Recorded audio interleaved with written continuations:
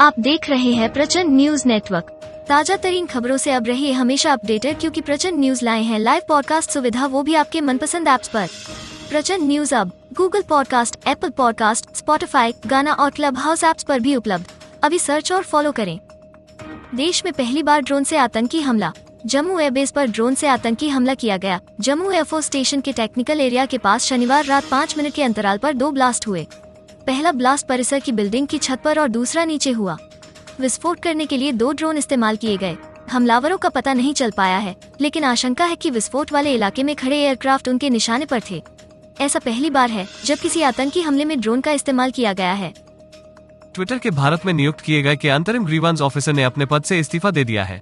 नए आईटी नियमों के तहत भारतीय यूजर्स की शिकायतों पर कार्रवाई के लिए प्रमुख सोशल मीडिया कंपनियों में शिकायत अधिकारी की नियुक्ति जरूरी है। एक सूत्र ने बताया कि हाल ही में भारत में ट्विटर की ओर से नियुक्त किए गए अंतरिम ग्रीवांस ऑफिसर अधिकारी धर्मेंद्र चतुर ने पद से इस्तीफा दे दिया है। देश में बीते 24 घंटे में कोरोना के 46,498 नए मरीजों की पहचान हुई। 58,540 ठीक हो गए और 978 लोगों ने इलाज के दौरान दम तोड़ा दिया। 12 अप्रैल के बाद यानी 76 दिन में पहली बार ऐसा हुआ जब 1000 से कम लोगों की मौत हुई। तब 880 लोगों ने दम तोड़ा था।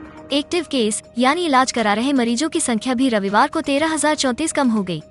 अब कुल 5,68,048 मरीजों का इलाज चल रहा है।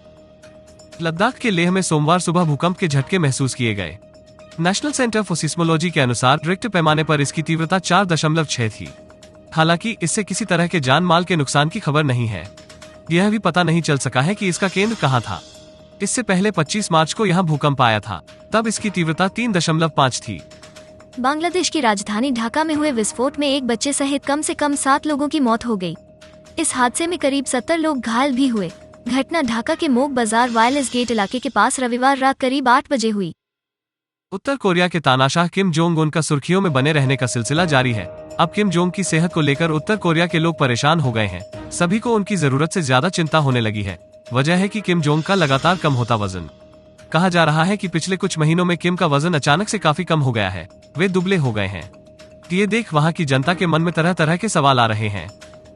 विदिशा जिले के गंज बासोंडा के फ्रीगंज वैक्सीनेशन सेंटर पर बड़ी लापरवाही सामने आई है। यहां एक युवती 33 वर्षीय युवती को वैक्सीन की 2 डोज बातों बातों में लगा दी। वहीं दूसरी वैक्सीन लगते ही युवती चिल्लाई, लेकिन जब तक दूसरा डोज लग चुका था। फिलहाल युवती की हालत स्थिर है। एम्स अस्पताल में सोमवार को ग्राउंड फ्लोर के स्टोर रूम में आग लग गई। सूचना के बाद मौके पर पहुंची 7 फायर ब्रिगेड गाड़ियों ने आग पर काबू पा लिया। आग सुबह 5 बजे के आसपास लगी थी। घटना के बाद मरीजों को अस्पताल से बाहर निकाला गया। वेंटिलेटर पर मौजूद मरीजों को दूसरी जगह शिफ्ट किया। इस दौरान बाहर खड़े मरीजों का डॉक्टर इलाज करते रहे।